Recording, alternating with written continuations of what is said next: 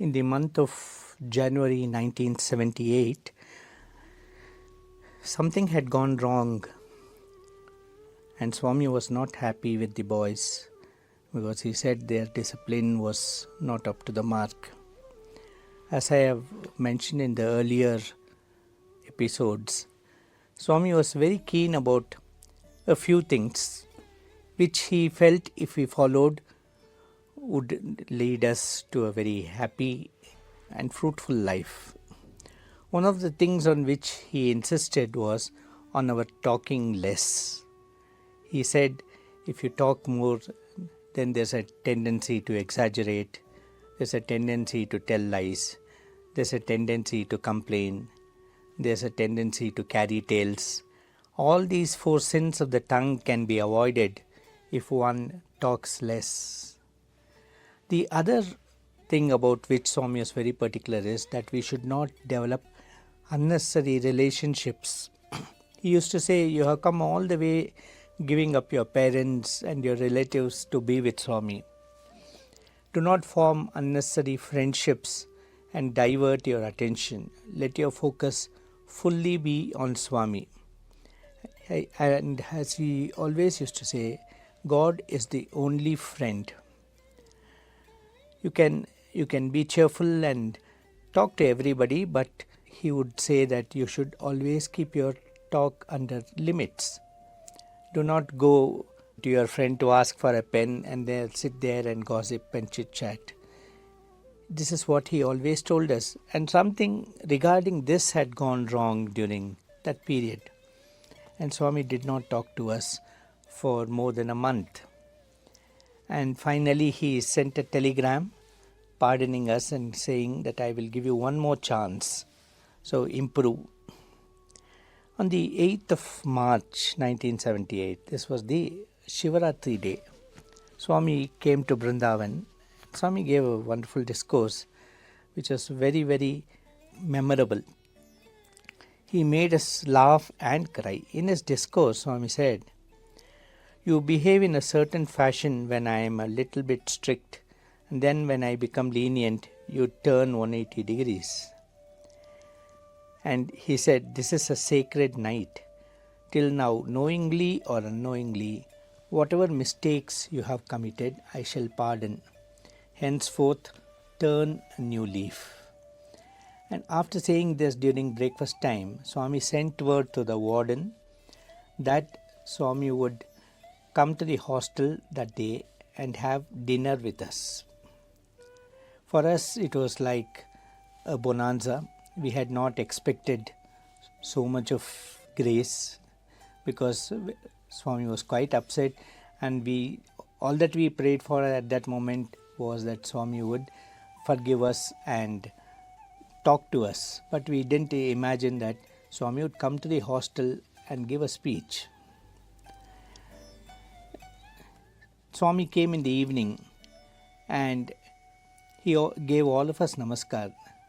Then very sweetly he agreed to speak. In a speech which was very informal, as there were no guests except the translator and just a few elders in-house, Swami told us about the 4 stages of life: Brahmacharya, Grahastha, Vanaprastha and Sannyasa. He related it to the 4 Purusharthas. He said, if one has failed in Brahmacharya, he enters Grahastha ashrama. He also added, one has to cultivate a pure heart. If any impure thought comes, drive it away, saying it is out of place in your heart where Swami is installed. Then Swami said, I love you all so much. It's only because of this that I came all the way from Ooty yesterday. So Swami had gone to Ooty with a few boys, and he was on his way back. He had come suddenly. We didn't expect Swami would come suddenly. And Swami had journeyed all the way in one continuous drive. Swami said, I love you all so much. It's only because of that I have come all the way from Ooty yesterday. On the way, the person driving the car was not well. He started vomiting. He was the only driver. Others who were there with me said, Swami, let us stop here itself tonight. But I created prasadam and gave it to the person and said, you will be fine, you drive. And I was so anxious to come to all of you. In 3.5 hours, we covered 200 miles. I was so anxious to come to all of you. In fact, you do not understand the grace, daya that I have for all of you. Today, Kutumba Rao sent a letter saying that there were 10,000 people in Prashanti Nilayam waiting for my arrival. Did I go there? No. Did I stay back in Ooty? No. I came to Brindavan. This is the love and compassion I have for all of you. Everything is in Swami's hand. In the recent trip, I took the moon and showed it to the boys around me. That is, Swami created the moon and showed it to the boys around me. I showed them the various regions where light from the sun gets dispersed. I told, you all have not understood me. Come on, take my photo. When the Polaroid photo developed, it showed the figure of Dattatreya with 3 faces reclining on a cow, Vedas at his feet. Only the face was Swami's. Really, you are all fortunate to be in the Sannidhi of the Lord. The dress that you wear should be one that lends self-respect and dignity. My boys should always set a good example in their behavior and even in the dress that they wear. The dresses that you wear should not be to attract the attention of others. Your gunas or virtues must attract others to you, not your dress. Your dress and hairstyle should lend dignity to you. I am often distressed to see that some of you, while walking on the road, do not focus on the road. Remember that your eyes are given to focus on the road ahead of you, not to look at the cinema posters which are there around you. We then had a wonderful dinner with Swami, and after that Swami returned to the mandir. So this is the way in which Swami would come to the hostel and shower his love on all of us, chide us, pull us up whenever we go along the wrong path, but at the same time show us that he was doing all this for the welfare of all the students. A couple of days later, Swami was leaving for Delhi, and because Swami had not talked to us for a long time, for more than a month, he was showering his love in such abundance. Because one thing that I remember about that particular discourse was, Swami said, your thinking must be broad. He said, during the period when I was not talking to you, there was a senior boy who wrote to me saying that, Swami, I know that you are upset with us seniors because we are not setting the kind of example that we should be setting. Swami, please send us out of the gate if we are not up to the mark, but please be happy with the other boys. And Swami said, this looks like a very benevolent suggestion. And Swami said, how can you be so narrow in your thinking? Do you think that if you just go out of the gates, you don't belong to me? Wherever you are, you belong to me.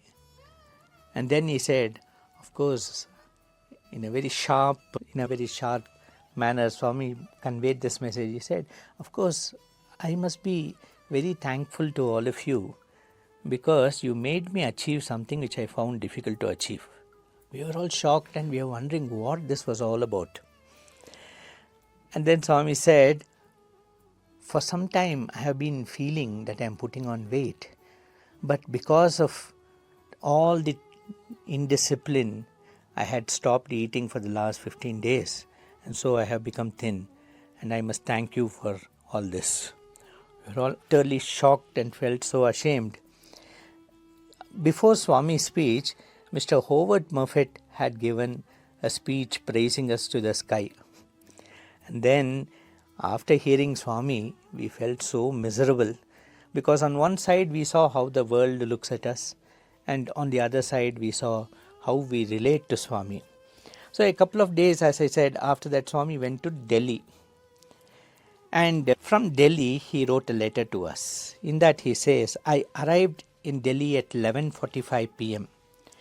There were crowds everywhere. The devotees' joy at welcoming Swami was tremendous and must be seen to be believed. Today we had a public meeting. Various officials and lakhs of devotees attend. When I see how they struggle to come near me, I feel happy that my boys have the unique privilege of being so near. But they are not experiencing even 1,000th of the joy. It is now 11 p.m., 11:45 p.m., boys. I thought you will all be happy to receive a letter.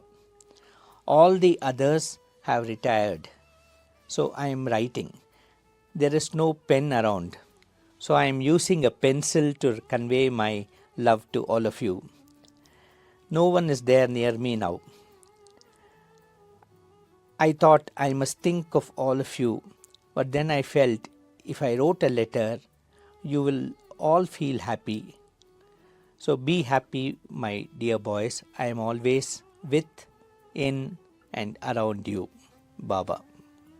This was the beautiful letter that Swami wrote to us.